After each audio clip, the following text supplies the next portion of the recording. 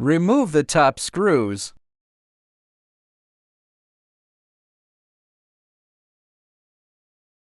Remove the side screws. Open the top cover and remove the limit switch.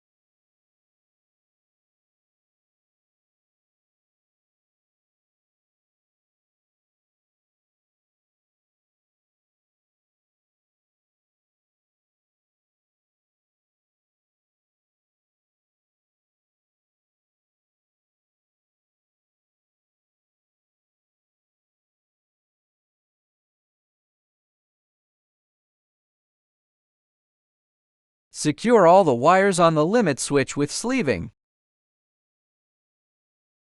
Then put the side panels back in place on both sides. Next, move this section to the center. Because these two screw holes need to align with the holes on the top cover.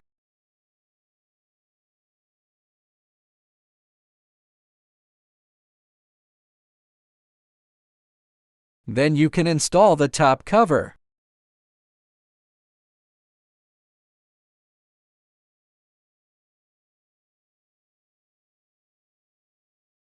Tighten the side screws.